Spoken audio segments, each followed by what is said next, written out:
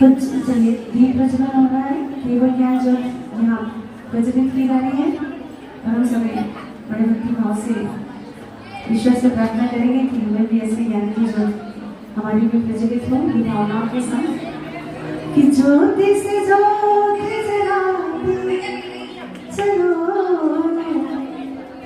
धर्म की गंगा बहाते चलो धर्म की गंगा बहाते चलो ज्योति से ज्योति जलाते चलो ज्योति से ज्योति जलाते चलो धर्म की गंगा बहाते चलो धर्म की गंगा बहाते चलो राम में आए जो दीन दुखी हो राम में आए जो दीन दुखी सबको अपना बनाते चलो धर्म की गंगा बहाते चलो धर्म की गंगा बहाते चलो।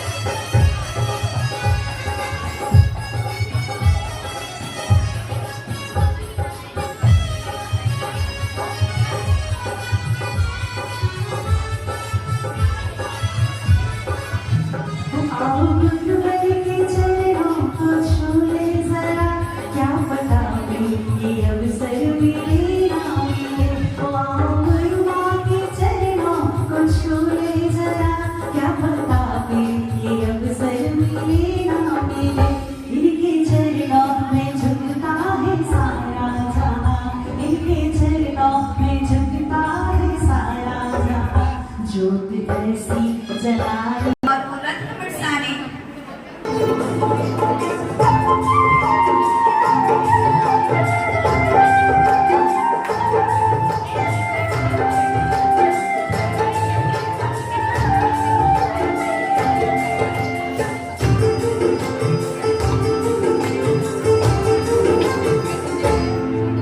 आयु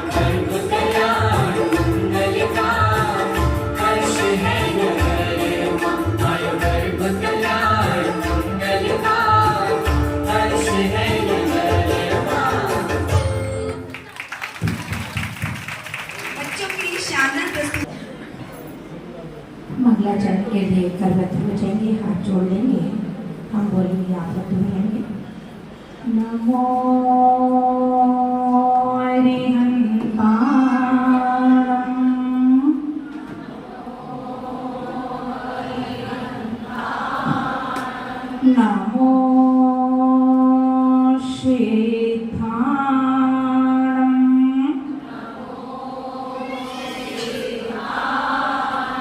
नमो आयर्याणं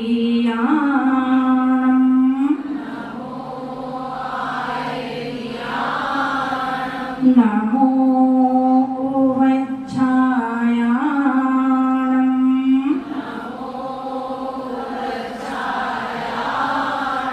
नमो लोये सव्रिसाहूणं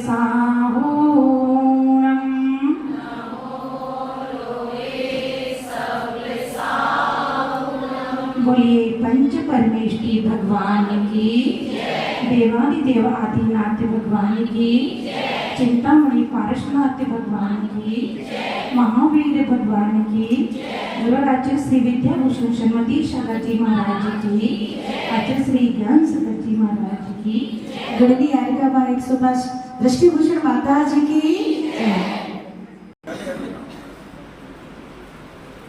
धर्मानुरागी बंधुओं, आदिश्वर प्रभु का गर्भ कल्याणक, जिसे हम निर्माण से निर्वाण तक की यात्रा कहें, जब प्रभु गर्भ में आते हैं तो सभी को पता है कि आने से 6 महीने पूर्व से ही रत्नों की वृष्टि प्रारंभ हो जाती है और 15 महीने तक रत्नों की वृष्टि होती है। माता को 16 स्वप्न आते हैं। शुभ संकेत, जब मरुदेवी को स्वप्न आते हैं तो सुबह उठकर के वे नाभि राय के पास जाती है और नाभि राय के पास जाकर के कहती है, स्वामी मुझे स्वप्न आए हैं। तो नाभि राय कहती है, ये शुभ संकेत है, आपके घर में तीर्थंकर बालक आ रहे हैं। एक होते हैं शुभ संकेत और एक होते हैं अशुभ संकेत। जब पुण्यात्मा जीव गर्भ में आता है तो शुभ संकेत आते हैं और जब पापात्मा आता है तो अशुभ स्वप्न आते हैं। बात आज गर्भ कल्याणक की है, गर्भ के संस्कार की है कि जब जीव गर्भ में आता है तो उसे हम कैसे संस्कारित करें।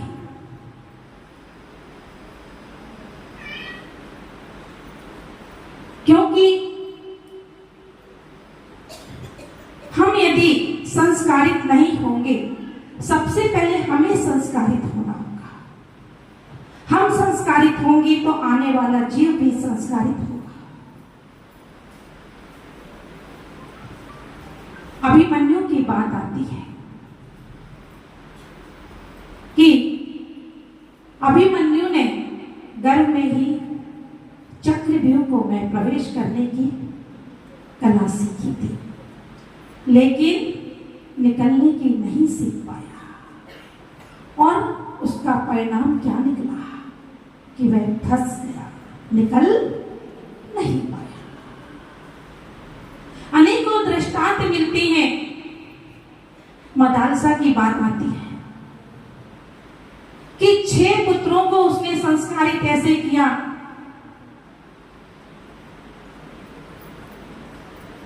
कि जो 6 पुत्र हैं गर्भ में ही संस्कारित हुए, धीरे धीरे बड़े हुए और बड़े होकर के मुनि बन गए। राजा को चिंता हो गई कि अब राज्य का क्या होगा, सारे पुत्र मुनि बन गए। फिर उन्होंने कहा अपनी श्रीमती से, तो उन्होंने जब 7वां पुत्र आया तो उन्होंने वैसे ही संस्कार प्रारंभ कर दिए और वह क्या बना, राजन बना। बात संस्कारों की है कि जब घर में बच्चा आता है तो उसे कैसे संस्कारित करें, बहनों को क्या करना होगा। आज की बहनें जैसे ही घर में बालक आता है डॉक्टर कह देते हैं बेड रेस्ट, कहते हैं कि नहीं, और बेड रेस्ट ऐसा हो जाता है कि सब जगह तो घूमते हैं लेकिन मंदिर आना छूट जाता है। हा? होता है कि नहीं होता? शायद आपके यहाँ नहीं होता होगा, नहीं तो कई जगह देखने में आता है। पूछते हैं बहन आपकी बहू मंदिर क्यों नहीं आ रही है, तो क्या कहते हैं? बेड रेस्ट, डॉक्टर ने बेड रेस्ट बताया है। 9 महीने तक बेड रेस्ट करते हैं। अरे आप लोग एक चिंतन करें, क्या अन्य जगह पर नहीं जाते, डॉक्टर के पास नहीं जाते हो, अन्य जगह घूमने नहीं जाते हो क्या? जब से बालक घर में आए उसी दिन से यदि मंदिर भी ना जाते हो तो मंदिर जाना प्रारंभ करें, स्वाध्याय करना शुरू करें, पूजन करें। उसका परिणाम क्या निकलेगा, कभी आपने चिंतन किया? एक बहन आई और एक बहन आकर के बोली माता जी गर्भ के संस्कार करवाने हैं। मैंने कहा बहन किसके करवाने हैं गर्भ के संस्कार? बोले मेरी बहन छोटी बहन है उसको गर्भ के संस्कार करवाने हैं, आप कर दोगे क्या? मैंने कहा मैं तो नहीं करती गर्भ के संस्कार। क्या आपकी बहन प्रतिदिन मंदिर आती है? बोले मंदिर तो नहीं आती प्रतिदिन। तो मैंने क्या कहा उसे कि पेट पर मात्र संस्कार करवाने मात्र से कुछ नहीं होगा, ध्यान रखना। संस्कार तो माता स्वयं करती है, संस्कारित माता को होना होगा। माता यदि प्रतिदिन मंदिर आएगी, पूजन करेगी, स्वाध्याय करेगी, सात्विक भोजन करेगी, तो उसका परिणाम क्या होगा? आने वाला बच्चा सात्विक प्रवृत्ति का होगा, धार्मिक प्रवृत्ति का होगा। और यदि माता बच्चे के गर्भ में आते ही पिक्चर जाने लगे, दिन भर मोबाइल पर लगी रहे, अन्य कार्यों में व्यस्त हो जाए, तो उसका परिणाम किटी पार्टी में जाते रहे। आजकल किटी पार्टी का ज्यादा फैशन है, आप लोग क्या है कि नहीं पता नहीं, है कि नहीं है?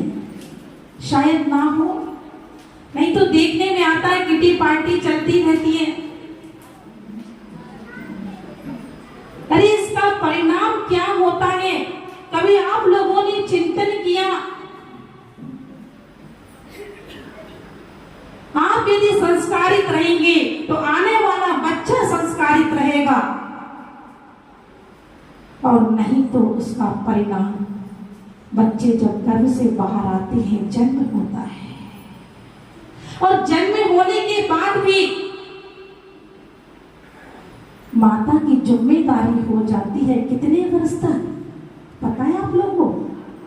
8 वर्ष तक जिम्मेदारी हो जाती है कि बच्चों को कैसे बिठा ले, कैसे उठाए, कैसे सुलाए और कैसे खिलाए।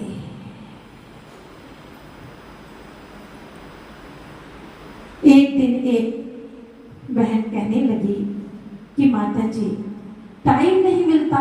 मैंने क्यों नहीं मिलता?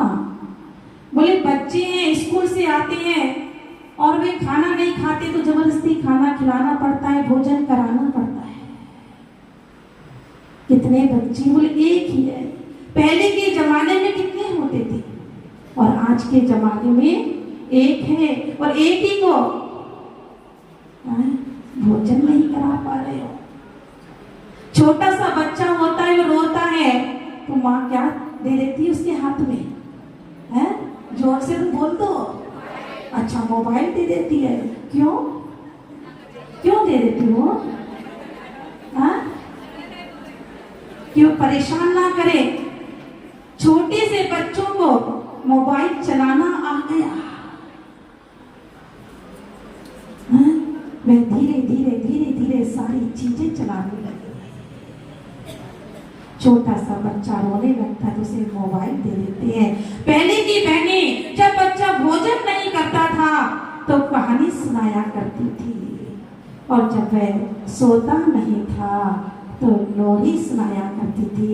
और लोरी सुना करके क्या लोरी सुनाया करती थी? सुद्धो सी बुद्धो सी निरंजनो सी संसारे माया सर पर वितोषी, कि तू शुद्ध हो, बुद्ध हो, निरंजन हो संसार की माया से। और आज तो जन्म लेते ही पकड़ा दिया, ये माया है, इसमें फंस जा। और इसका परिणाम क्या निकलता है? घर में यदि 4 लोग हैं, 6 लोग हैं तो 6 कोने में बैठे मिलेंगे। होता है कि नहीं होता? ईमानदारी से बताना। मायाचारी नहीं करना, छल नहीं करना, कपट नहीं करना। क्योंकि कहाँ भी है कि घर में मायाचारी करोगे, घर में छल करोगे, घर में कपट करोगे तो तीर्थंकर प्रभु के समक्ष आकर के, आदिश्वर प्रभु के समक्ष आकर के आप प्रायश्चित कर लोगे। और यहीं बैठ करके कर दिए तो कहाँ जाओगे? इसलिए मायाचारी मत करना, छल नहीं करना, कपट नहीं करना। मन से, सच्चे मन से आप चिंतन करना। क्योंकि आज गर्भ कल्याणक का दिन है कि हमें अपने बच्चों को कैसे संस्कारित करना है, कैसे बच्चों को बड़ा करना है। यदि आप बचपन में बच्चों को संस्कारित करेंगे तो बचपन में आकर के बच्चे संस्कारित हो जाएंगे। बचपन में आप उंगली पकड़ के ले जाओगे, जब आप 55 के होंगे तो बच्चे क्या करेंगे? आपको ले जाएंगे। और यदि संस्कारित नहीं करोगे तो बच्चे बाहर चले जाएंगे और आपको वृद्धाश्रम में छोड़ देंगे। ऐसी अनेकों घटनाएं घट रही हैं। आपको बता दें, आज एक बच्चा होता है, 2 बच्चे होते हैं, हम पढ़ाते लिखाते हैं और कहाँ भेज देते हैं? क्यों? फौरन भेज देते हैं। क्या बना रहे हैं? उसकी लाइफ बना रहे हैं। बना रहे हो कि नहीं बना रहे? अरे बोल तो दो, क्या हुआ बोलने में? चुप बैठे हो। अरे जैन कुल में जन्म लिया है, लाइफ जीवन जीवन बना रहे हैं। बना रहे हो कि नहीं बना रहे? विदेश चला गया बच्चा, अच्छा कमाने लगा तो हम सोचते हैं, क्या सोचते हैं? क्या सोचते हैं कि बच्चा तो बिल्कुल हमारा तरक्की कर गया। अरे उसे संस्कारित करो। हमें संस्कारित करना है, आने वाली पीढ़ी को संस्कारित करना है। यदि हम संस्कारित नहीं करेंगे तो उसका परिणाम आगे हमें भविष्य में देखने को मिलेगा। अंग्रेज तो चले गए, लेकिन अपनी सारी विरासत में छोड़ करके चले गए। आज बहनों का पहनावा देखने, पहले की बहनें मंदिर आती थी तो साड़ी पहन करके आती थी, सिर ढक करके आती थी कि मंदिर के दरवाजे पर जब जाएंगे तो सिर ढक करके जाएंगे। कहाँ भी ये सच्चे देव सास गुरु के समक्ष कभी खुले सिर नहीं बैठना चाहिए। और अब तो साड़ी से भी कायमे आ गए। बुरा मत मानना, क्योंकि आज तो इनकी सभा है ही नहीं। आज तो अपनी सभा है और अपनी सभा में अपन कुछ भी कह सकते हैं, बुरा नहीं मानना, हाँ? बुरा लगे तो वापस मुझे दे देना, कोई बात नहीं। तो कहना क्या है, पहले की बहनें साड़ी पहनती थी, सिर ढक के आती थी, और आज की बहनें अब साड़ी तो कह, लेकिन यहाँ ऋषभ बिहार में आज अच्छा देखने को मिल रहा है कि बहनें कम से कम साड़ी पहन करके तो आई है। नहीं तो आजकल देखते हैं कि सूट में, और सूट में भी चुन्नी होती थी, अब तो चुन्नी भी गायब हो गई है। ये क्या संस्कार है? जब हम संस्कारित नहीं रहेंगे तो हम अपनी बच्चियों को कैसे संस्कारित करेंगे? और उसका परिणाम क्या होता है? बच्चियों के पहनावे के कारण आज देश में कितनी घटनाएं घट रही हैं, चिंतन करना। ये मात्र पहनावे का फर्क है। यदि आप पहनावा अच्छे से पहनेंगे, जब बच्चे घर से निकले बाहर, तो आपको संस्कारित, बेटा अच्छे से कपड़े पहन करके जाओ। लेकिन आज तो खैर समय अपनी गति से बढ़ रहा है, क्योंकि 20 मिनट का टाइम है और 20 मिनट हो चुके हैं। तो कहना क्या है कि हमें अपने बच्चियों को संस्कारित करना है, जैसे भी बने, जिससे कि हमारी बच्चियां आज दूसरी तरफ भाग रही है, उस तरफ ना भागे। ये प्रत्येक माता का कर्तव्य है। पहले की माताएं अपनी बच्चियों को क्या सिखाती थी? मंदिर जाती थी तो भक्तांबर सिखाती थी, पूजन करना सिखाती थी, और जब लड़के वाले आते थे देखने के लिए, तो लड़के की माँ क्या पूछती थी कि बेटा तुझे भक्तांबर आता है कि नहीं आता है, पूजन करना आता है कि नहीं आता है, भोजन बनाना आता है कि नहीं आता है। और आज की माताएं क्या पूछती हैं? अच्छा, स्कूटी चलाना आता कि नहीं चलाता? यही बहनें बता रही है, मुझे नहीं पता। गाड़ी चलाना आती कि नहीं आती, डांस करना आता कि नहीं आता? नहीं आता हो तो सीख लेना, अभी शादी में टाइम है। ये नहीं कहती है बहनें, माता ये नहीं कहती है कि बेटा खाना बनाना नहीं आता होगा तो खाना बनाना सीख लेना। क्या कहती है? डांस करना सीख लेना। आज स्वयं सिखा रहे हो, बाद में वह आपको सिखाएगी डांस करना, ध्यान रखना।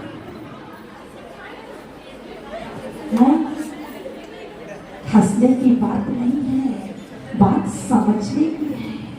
हमें समझना है,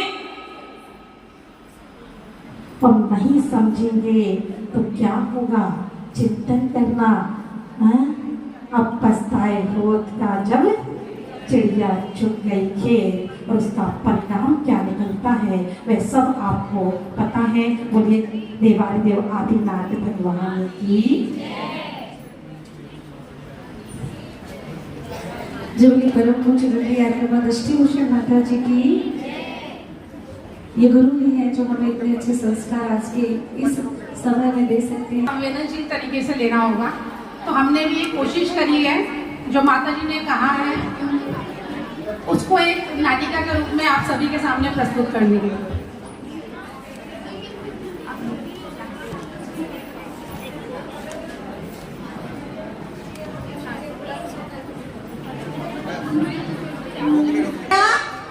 बेटा मेरी चाय लिया, आली में मंदिर से लाई माँ जी।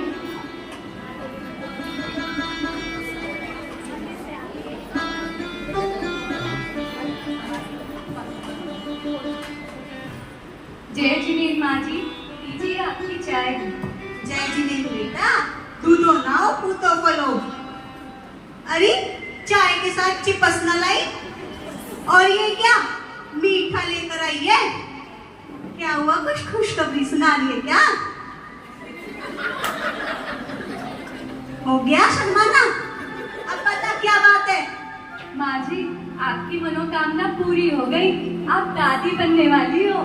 क्या कह रही बेटा? सच कह रही? अरे तूने तो इतनी बड़ी खुशखबरी सुनाई, मेरा जी खुश हो गया। जय हो आदि प्रभु की। बेटा आज मैं बहुत खुश हूँ। सुन, अब तू अपना और होने वाले बच्चे का पूरा ध्यान रखियो। जी माँ जी। जय बात। बेटा सुन, मजाक छोड़। तू जाने माँ होवे ना, बच्चे की प्रथम पाठशाला कहलावे। एक माई होवे जो पेट में बच्चे के आते ही उसको संस्कार दिया करे। इसको ही गर्भ संस्कार विधि भी बोला करे। तूने सुना है कभी इस बारे में? गर्भ संस्कार विधि के बारे में मैंने सुना तो है। मेरी बहुत सारी सहेलियों ने सेशंस भी लिए हैं। पर मैं सोचती थी क्या ये संभव है? एक माता स्वयं अपने बच्चे का निर्माण कर सकती है? वो कैसा दिखेगा, क्या सोचेगा, क्या करेगा? क्या ये संभव है? हाँ बहू, ये संभव है। तूने आचार्य कुंद के बारे में ना सुना? जब वो अपनी माँ के पेट में थे ना, वो रोज उन्हें आध्यात्मिक लोरियां सुनाया करी। अच्छा। जिससे आगे चल के इतने बड़े आचार्य बने वो।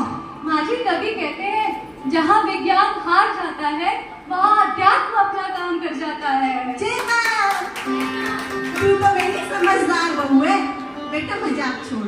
देख, मैं चाहूँ अब तू अपना और होने वाले बच्चे का पूरा ध्यान रख और थोड़ा गर्भ संस्कार विधि के बारे में सोच। हाँ माँ जी, आज से मैं प्रतिदिन मंदिर जाऊंगी, अभिषेक देखूंगी, सामायिक और प्रतिक्रमण की भी कोशिश करूंगी और माँ जी रात्रि भोजन भी छोड़ दूंगी। अरे रुक रुक, देख मुझे कहना ना चाहिए, पाप लगेगा। रात्रि भोजन पर देख लियो, कोशिश करियो, फिर तेरा जी घबरावेगा, मेरे पीछे पीछे डोलेगी। देख, सबसे पहले जो तुझे त्याग करना है, इस मरे नाच पीटे मोबाइल का त्याग कर। यूं ही है इसकी फसाद की जड़। जी माँ जी। माँ जी मैं पूरी कोशिश करूंगी, इन सब बातों का ध्यान रखूंगी। मुझे आप सबका पूरा सपोर्ट चाहिए। बेटा पूरा परिवार तेरे साथ है, तू फिक्र ना कर। जी बाय। चला और बात समझाऊंगी तुझे। हाँ माँ जी, मैं कोई कमी नहीं छोड़ना चाहती। कहाँ हो तुम? हाय मॉम, कैसे हो आप? अरे लगता है कहीं जा रही हो। सही पहचाना मॉम, आई एम अमेजिंग, है ना? हाँ जो भी है। शॉपिंग पे जा रही हूँ मैं। अरे बेटा सुन, मैं तो तेरे को बधाई देने आई हूँ। आज सुबह ही राहुल बेटे ने तुम्हारी प्रेगनेंसी के बारे में बताया। तूने तो मुझे बताया ही नहीं। ओहो मॉम, ये तो प्रेगनेंसी ही है, आज नहीं तो कल पता ही चल जाता। वैसे भी छुपाए थोड़ी ना छुपती है। खैर जो भी हो, पर मैं आज बहुत खुश हूँ। आखिर मेरा दादी बनने का सपना जो पूरा होने वाला है। गॉड ब्लेस यू बेटा, God bless you. Mom God bless you. हाँ वही। Thank you mom, thank you. पर अब तो एक बात सुन ले मेरी, अभी अंग्रेजी की टांग वांग तोड़ना छोड़ दे और अब तो मेरे साथ रोज मंदिर चला करियो। वहाँ पर अच्छी अच्छी धार्मिक पुस्तकें पढ़ने को मिलेंगी और भोजन भी शुद्ध और सात्विक हो तो क्या कहना। मॉम पता नहीं क्या क्या सोचती रहती हैं। आपको पता है ना, मुझे इन सब चीजों में इंटरेस्ट नहीं है। और वैसे भी इन सब से मेरा क्या फायदा? अरे बहू बहुत फायदा है। इससे तेरा होने वाले बच्चा बहुत ही संस्कारी और उच्च विचारों वाला बनेगा। मॉम आपको क्या लगता है मैं प्रेगनेंसी को लेके एक्साइटेड नहीं हूँ? मैंने भी बहुत कुछ सोच रखा है। मैंने तो अपना बेबी बम शूट प्लान किया है। क्या? कौन सा बम शूट करेगी तू? ये जो आपको पिछले हफ्ते ही नया वाला मोबाइल पकड़ाया था, उसे यूज भी कर लो। कभी इंस्टाग्राम नहीं चलाती? बड़ा ट्रेंडिंग है आजकल बेबी बम शूट। क्या ट्रेंडिंग कर रही है? इसके लिए क्या करना होगा ये तो बता दे। इसके लिए बहुत कुछ करना पड़ेगा। मैंने तो प्लानर से बात भी कर ली है। मुझे नई नई ड्रेसेस चाहिए, शूज चाहिए, मेकअप चाहिए। इसीलिए तो शॉपिंग पे जा रही थी। आपने तो बातों में ही लगा दिया। अब मुझे ना बिल्कुल भी लेट मत करवाओ। और हाँ, डिनर कर लेना, मैं डिनर बाहर कर लूंगी। अरे सुन हे भगवान, अब इन आजकल की बहुओं को कौन समझावे? ऐसी हालत में बाहर ना घूमा फिरा करें, घर में बैठ के धार्मिक पुस्तकें पढ़ना करें। पर कौन समझाए इन्हें? हमारी तरह थोड़ी ना है, सास ने कह दिया तो घर में बैठ गए। हे भगवान। धीरे धीरे समय बीता। अरे जीजी, जय जिनेंद्र कहाँ जा रही? अरे जय जिनेंद्र, रजनी बहन, जय जिनेंद्र, कैसी हो तुम? बढ़िया, बड़े दिनों बाद की। हाँ, मैं बड़ा बिजी हो गई थी। और तू बता, तेरी बहू कैसी है? बढ़िया जीजी, मेरे घर एक नन्ही परी आई है। अरे वाह, बहुत बहुत बधाई हो रजनी बहन, बहुत बहुत बधाई हो। अरे तुम्हारी बहू को भी तो दिन चढ़ेश है। हाँ हाँ, मेरी बहू ने भी सुंदर सी गुड़िया को जन्म दिया है। अरे बहुत बहुत मुबारक हो। जीजी, तुमने तो लड्डू भी ना भिजवाए। हाँ हाँ, भिजवाऊंगी, सबर रख, भिजवा दूंगी। अब तुझे क्या बताऊं मैं, लड्डू मैंने ना एक कारण से ना भिजवाए। क्यों जीजी, क्या हो गया? परेशान सी दिख रही कुछ। हाँ, वो मेरी बहू है ना, उसकी लड़की वो प्रिंसी, मेरी पोती प्रिंसी। अरे भगवान, पूरी रात सोती नहीं है, पूरा घर सर पर उठाए रखती है, रोती रहती है, रोती रहती है, रोती रहती है। मेरे को कान में उसके रोना ही सुन रहा अभी भी। तो जीजी, तुम्हारी बहू ने अच्छी अच्छी धार्मिक पुस्तकें ना पढ़ी? मेरी बहू तो मेरा बहुत कहना मान के चली, जैसा जैसा मैंने कहा वैसे ही करी। मेरी पोती तो मुझे जरा भी दुखी ना करती। ए भगवान, अब तुझे क्या बताऊं अपने घर की बात? अब तुझे बताने को चाहिए नहीं मुझे, फिर भी बता दे, तू तो मेरी अपनी है, कौन सुने आजकल की बहू? जीजी, तुम्हारा हमारा जमाना ना है। पहले सासों की सुनी, अब बहू की सुन दे। सही कह रही। वैसे वैसे तेरी बहू तो बहुत अच्छी है, तू ऐसा क्यों कह रही? जीजी, ले देकर एक ही बहू मिली, नजर ना लगाओ। मैं जा रही, मेरे को दे रही। एक बेटा है तो एक ही बहू मिलेगी, बता दो तो सही है इसे। एनवायरमेंट में दोनों बच्चों की परवरिश होने का प्रभाव धीरे धीरे दिख रहा था। कहते हैं ना, बच्चों की प्रथम पाठशाला तो घर में माता पिता के बीच ही होती है। आज के जमाने में सब गूगल से जानकारी लेते हैं, किंतु बच्चे, छोटे बच्चों का गूगल तो उनके माता पिता ही हैं। किंतु यदि यही परवरिश माता पिता के स्थान पर मेड या बेबी सिटर करेंगे तो आप ही सोचिए बच्चे कैसे संस्कारवान होंगे। देखते हैं आगे क्या होता है। Look, Mom. क्यों तुम? हाय सलोनी, जय जिनेंद्र। जय जिनेंद्र। जय जिनेंद्र आंटी, जय जिनेंद्र प्रिंसी। जय जिनेंद्र बेटा। प्रिंसी, ग्रीट करो आंटी को। Princy. Hi aunty. Hi Aastha. वो छोड़ो।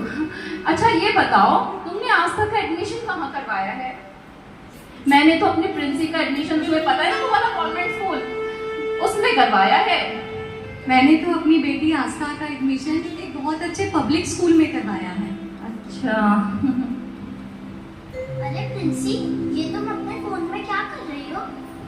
अरे इन पब्लिक स्कूल वालों को तो कुछ भी नहीं पता।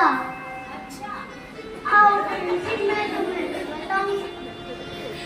वैसे सच पूछो तो तुम बिल्कुल भी स्टाइलिश नहीं हो, पर स्नैपचैट के फिल्टर से मैं तुम्हें भी स्टाइलिश बना देती हूँ। अरे नहीं नहीं, मुझे इन चीज़ों में इंटरेस्ट नहीं है, मुझे अपने सिंगिंग और डांसिंग में इंटरेस्ट है। व्हाटएवर। तो सिंगिंग और डांसिंग, क्या तुमने भी आज तक को वो करिकुलर एक्टिविटीज ज्वाइन करवाई है? मैंने तो अपनी प्रिंसी को कोडिंग और कराटे करवाया है। यू नो, लाइफ में आगे बढ़ना है तो ये सब बहुत जरूरी है। मैंने तो अपनी बेटी आस्था का एडमिशन सिंगिंग और डांसिंग में कराया है। और हाँ, वो साथ में ऋषभ विहार में हर शनिवार को शाम को पाठशाला लगती है ना, वहाँ भी रेगुलर जाती है। क्या बात कर रही हो? पाठशाला ज्वाइन कराया है? क्या पंडित बनाने का इरादा है क्या? अरे पाठशाला में जाने से कोई पंडित थोड़े ना बन जाता है, बल्कि बच्चों में धर्म के संस्कार आते हैं। बच्चों को अपने धर्म का महत्व, उसका इतिहास, उसकी गुणवत्ता के बारे में पता चलता है। और आजकल के समय में तो ये संस्कार देने बहुत जरूरी है, तभी तो उनमें धर्म का बीजारोपण होगा।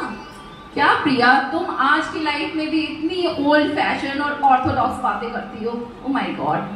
अच्छा एक बात बताओ, समर वेकेशन तो नेक्स्ट वीक से ही है, कुछ प्लान किया तुमने? समर वेकेशन से याद आया, मुझे तुम्हें एक और इन्फॉर्मेशन देनी थी। उस समर वेकेशन में इस बार ऋषभ विहार में नैतिक शिक्षण शिविर का आयोजन किया जा रहा है, जो 11 जून से 17 जून तक सुबह 7 से 9 चलेगा। मैंने तो अपनी बेटी का आस्था का रजिस्ट्रेशन करा दिया। आप सब भी आज ही अपने बच्चों का रजिस्ट्रेशन करवा दीजिए। और सलोनी, तुम भी प्रिंसी का रजिस्ट्रेशन करा ही दो। Just a minute. शायद ये वही शिविर है जो हर साल लगता है, हर साल वही रिपीट होता है। तुम्हें नहीं लगता ये बहुत बोरिंग है? और सबसे बड़ी प्रॉब्लम पता है क्या है? समर वेकेशन में भी सुबह सुबह 6 बजे उठेगा कौन? मैं तो खुद ही नहीं उठती, बच्चों को क्या उठाऊंगी। और हाँ, वैसे भी मेरी प्रिंसी को ना ये सब बिल्कुल पसंद नहीं, और मैं तो उसे फोर्स करने वाली हूँ नहीं। समर वेकेशन के बारे में मैं तुम्हें बताऊं, मैंने बहुत अच्छा प्लान किया है।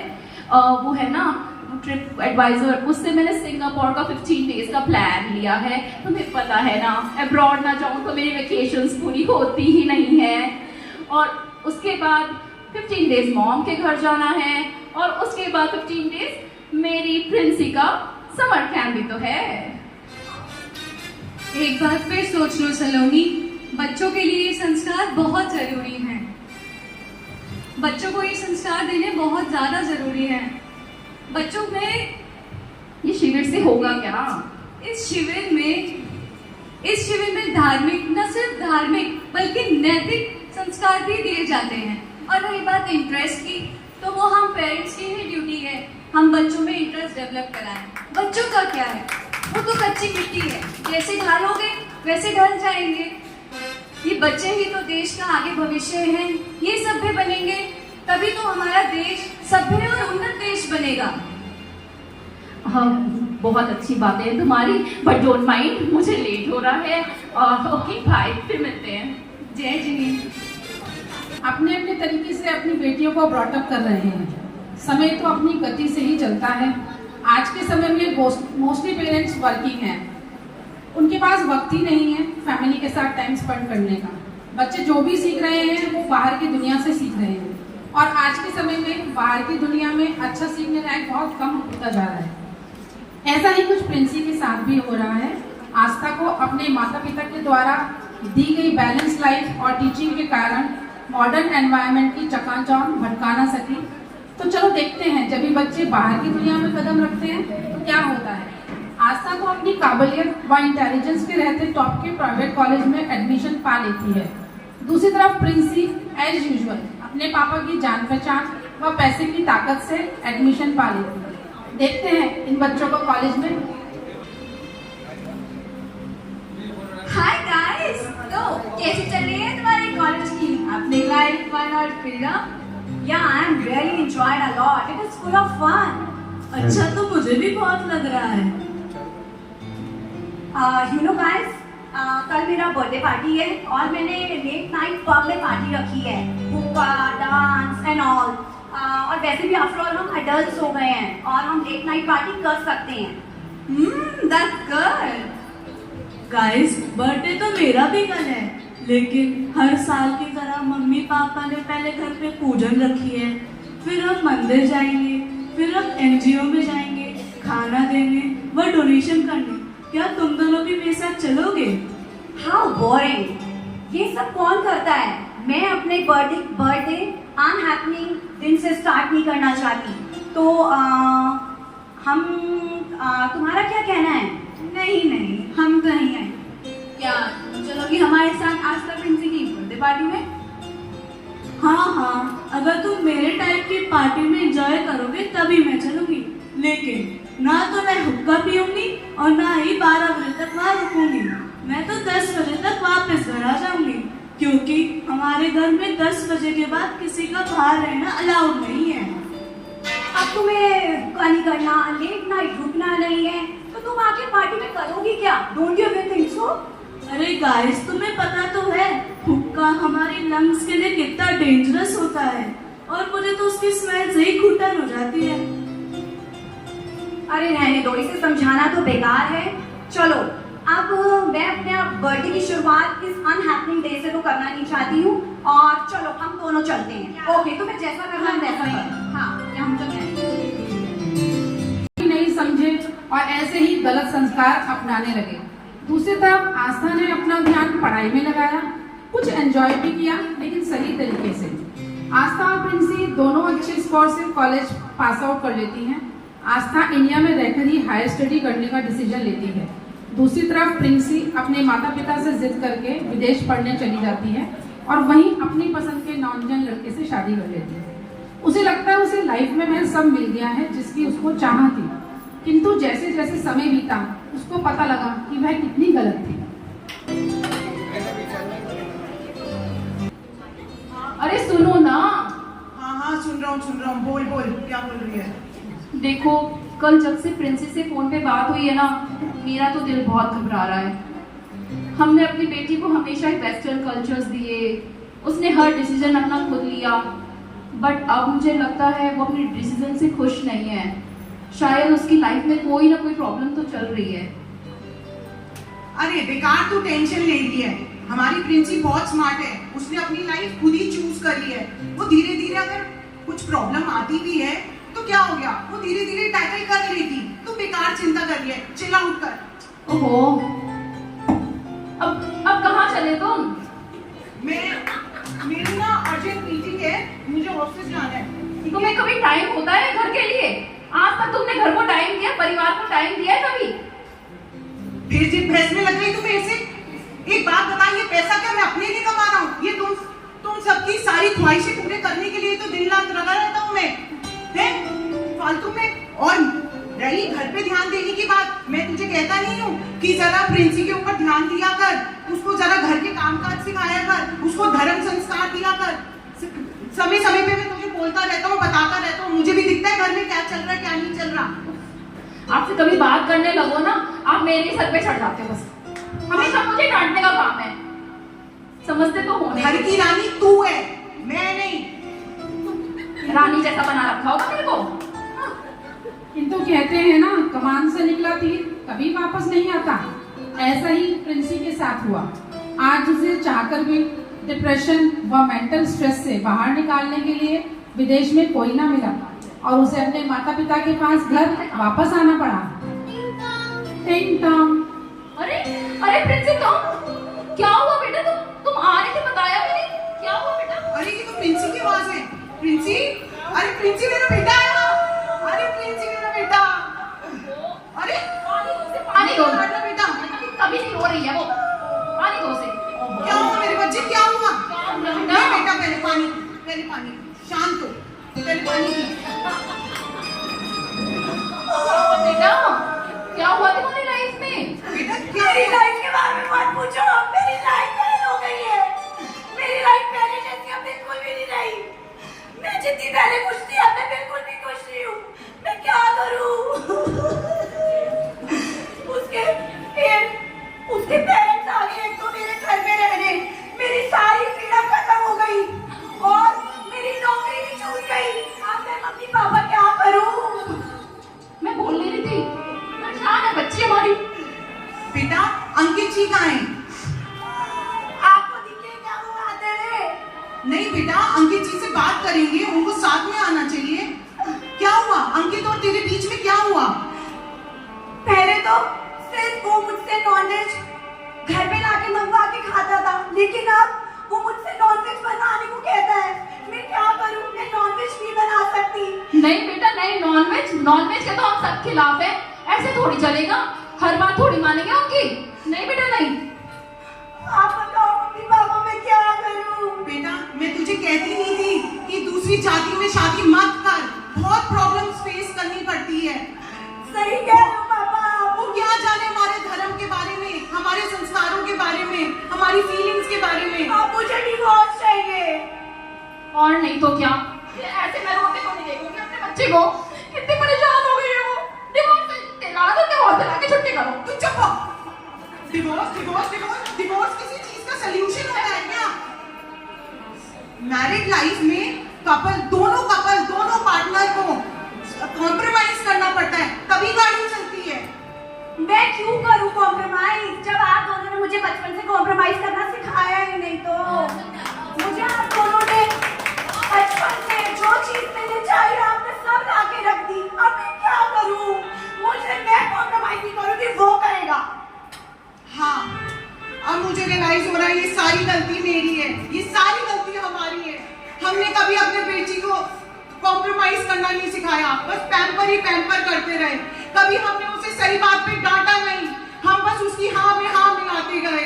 ये सब हमारी गलती है। आज मुझे ये दिन देखना पड़ रहा है, अपनी स्कूल से नाजुक सी पाली बेटी को मुझे उसकी आंखों में आंसू देखने पड़ रहे हैं। बेटा मैं तो तुम्हारा बेस्ट ही चाहती थी, मुझे क्या पता था संस्कारों से दूर रखकर मैं तुम्हें इतनी प्रॉब्लम में डाल रही हूँ। देख लिया, हो गई तेरी किट्टी पार्टियां। इसीलिए इस स्टोरी से जो तात्पर्य निकल, बहुत सुंदर नाटिका। यहाँ की जो बहनें हैं उन्होंने बहुत सुंदर नाटिका प्रस्तुत की। इतनी सुंदर कि कोई कलाकार भी आता तो इतनी सुंदर नाटिका नहीं कर पाता जितनी सुंदर यहाँ ऋषभ यहाँ की बहनों ने की। बहनों ने बच्चियों के लिए तो बता दिया, लेकिन बच्चों के लिए बहनें शायद भूल गई हैं। बेटियों को संस्कारित करने की बात तो यहाँ पर बता दी गई, लेकिन बेटों को संस्कारित करने की बात से अधूरी रह गई। यह नाटिका थोड़ी सी अधूरी रह गई। इसमें बेटों को भी संस्कारित करने की बात बतानी चाहिए थी कि बेटों को हम कैसे संस्कारित करें। अभी एक बहन ने कहा भी कि इतना प्यार करते हैं, इतना लाड़ करते हैं, इतना दुलार करते हैं कि इसमें हम भूल जाते हैं और भूल करके भूल जाते हैं कि हमारा बेटा बड़ा हो रहा है, बड़ा हो रहा है, बड़ा हो रहा है। यही हम देखें, जिस प्रकार से हम बेटियों को संस्कारित करते हैं उसी प्रकार से हमें बेटों को भी संस्कारित करना है।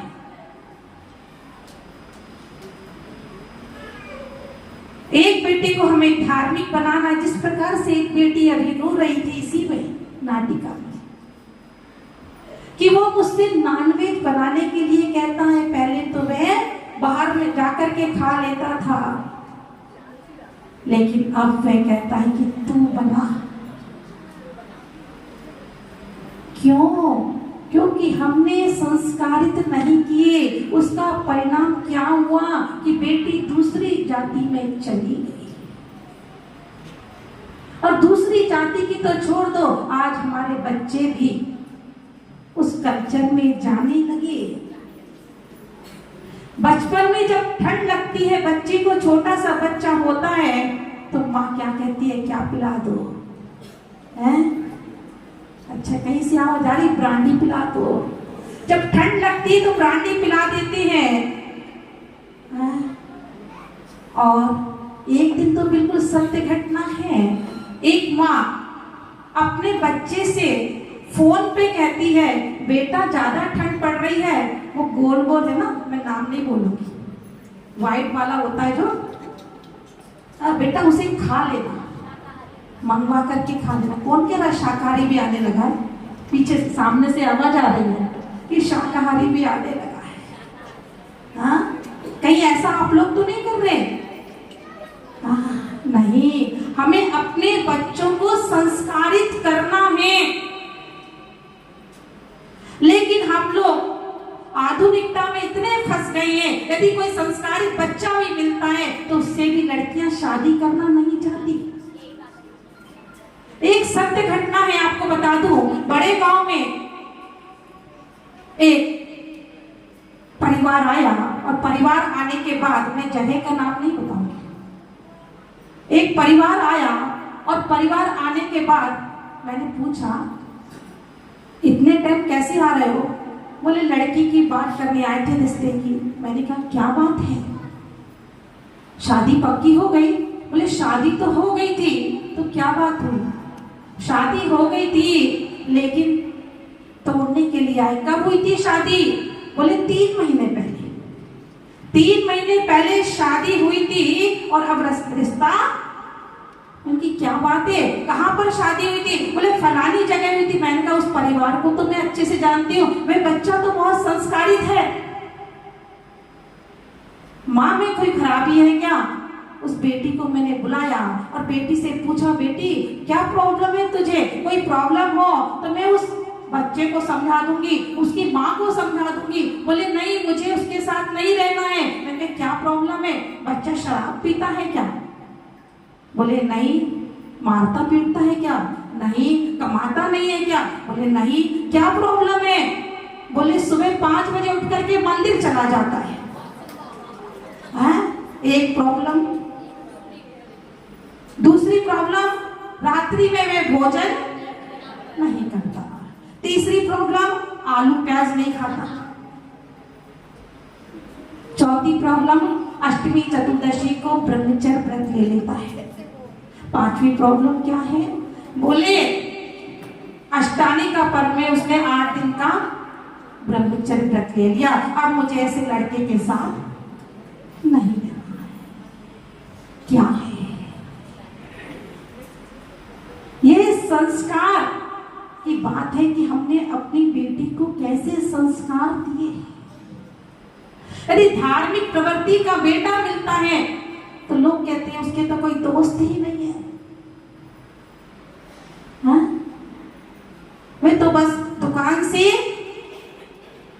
घर आता है और घर से दुकान चला जाता है, वह भी पसंद नहीं आता। और यदि कोई आधुनिक लड़का मिल जाए, कैसा लड़का चाहिए भाई? सुबह तो ऑफिस जाए और शाम को क्लबों में जाए। चिंतन करना कि हम लोग कहाँ भाग रहे हैं, कहाँ भाग रहे हैं, कहाँ भाग रहे हैं। हमें वे देख करके कि किस प्रकार से यह कल्चर हो रहा है, हमें लड़कों को भी संस्कारित करना है और लड़कियों को भी संस्कारित करना है। माताओं को सोचना है कि धार्मिक प्रवृत्ति का यदि परिवार मिलता है उसमें अपनी लड़कियों को दें और लड़कियों को भी संस्कारित करें कि शुरू में मंदिर जाएं और बच्चों को भी संस्कारित करें, लड़कों को भी संस्कारित करें कि बेटा आज छुट्टी है, छुट्टी के दिन आप जाकर के, आज संडे रविवार का दिन है, रविवार के दिन जाकर के कम से कम अभिषेक करो। अभिषेक करेगा बच्चा। और यहाँ पर शनिवार को क्लास भी लगती है। छोटे छोटे बच्चों के अंदर आप यदि उन्हें पाठशाला भेजेंगे तो वे बच्चे संस्कारित होंगे, उनके अंदर संस्कार आएंगे कि कैसे बैठना चाहिए, कैसे उठना चाहिए, प्रातः उठ करके सबसे पहले क्या करना चाहिए, किस प्रकार से अपने बड़ों का सम्मान करना चाहिए। तो आप लोगों का यही कर्तव्य है। और कम से कम आज आप लोग गर्भ कल्याण मना रहे हैं, इतना छोटा सा नियम ले लेना कि आप लोग मंदिर जी में आओ, ऊपर के गर्भगृह में जाओ तो सिर ढक करके ही गर्भगृह में जाना। आप लोग बस एक छोटा सा, जितनी बहनें हैं आप लोगों से आप लोग नियम लेने का प्रयास करना। मैं जबरदस्ती नहीं बांध रही आप लोगों को, नहीं तो आप लोग सोचेंगे जबरदस्ती बांध रहे, लेकिन आप लोग प्रयास करना। यदि सूट पहन करके भी आते हो तो चुन्नी से, मात्र गर्भगृह में चुन्नी से सिर ढक लेना और बाहर जाकर के आप चाहे खोल लेना, लेकिन देव शास्त्र गुरु का विनय करने के संस्कार हमारे अंदर आएंगे तो आपकी आने वाले बहुएं, आपकी आने वाली पीढ़ी भी संस्कारित होंगी। बोलिए देवादिनाथ भगवान की